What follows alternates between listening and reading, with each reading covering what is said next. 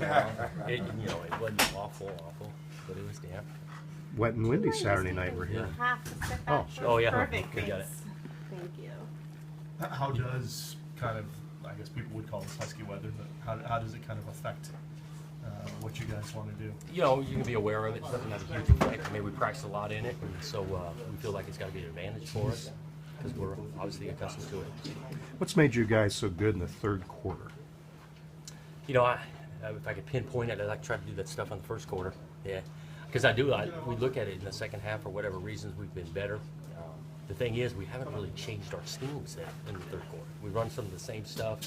I do think it's a piece of guys settling in, feeling a little bit of, just more or less, I don't know if it's organized or whatnot, but there's something there. But the schemes haven't been different in the third quarter. One of the unique defenses you'll see with the 5-stack linebackers, what challenges does that present to your blocking scheme? Yeah, quite a bit different than a lot of people we play. And so the challenges there are, identifying where I'm headed, especially the O-line, tight ends, and then how we're blocking things for the back. There's some challenges there. They create some havoc because they come at different angles. So that's been something we've been working on. Can you tell how much they miss Scooby Wright? Well, they miss him because that guy's a good player. I mean, especially early in the year, obviously going back to last year, some of that tape, the guy can play. Anytime you miss or a player of that caliber doesn't play, you miss him.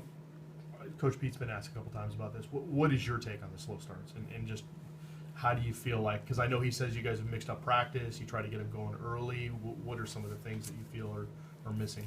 I look at it. I even last week, really gain on first play of the game. We got a decent gain, running the ball, come back to Miles again, get it to about third and an inch, and we can't convert on third down. Third down's a huge piece of that. We went 2 weeks before the Ducks.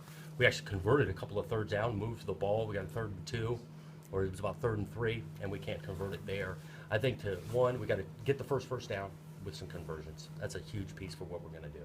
And then at the same time, we need to find a way to be a little bit more explosive early in the game in regards to chipping away 10, 12 play drives. Right now, with the youth, what we got going, we're just not able to convert. We need to create an explosive play where we're not having to put a 10, 12 play drive. Are you finding that it's tough to have tempo? And, because it seems like some of the best drives you guys have had in the last few games have been maybe where it's you guys get into a rhythm and there's a nice kind of tempo to it. A little bit of that. We've looked at it.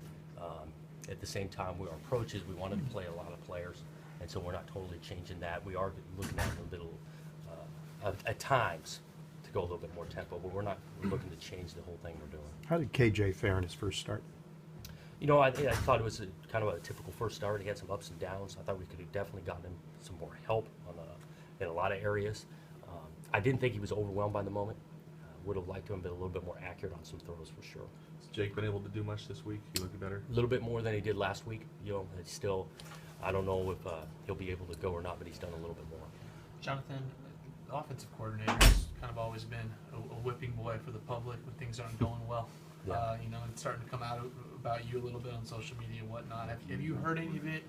And what's your response to it? I have not heard a ton because I don't listen to a lot of it. I can imagine it's got to be out there. The one thing you like is playing with a university that has a passionate fan base, and that's what we've got.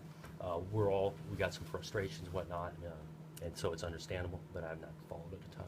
Do you think there's something about the offensive coordinator position that makes fans feel more justified in criticizing than maybe some other position coaches? I don't know. I think that it's just where it is. I mean, kind of quarterback gets it, head coach gets it, offensive coordinator, really coordinator that side of the ball's not playing awesome. They're going to get it. It's part of the deal, and that's what we signed up for. What is kind of your evaluation of just your guys' strategy going into games and the play calling and everything? Well, I think it comes down to the execution. We got to get better. I'm not going to stand here and say it's been outstanding because it hasn't been executed very well. So it's got to get better. Coach. You asked for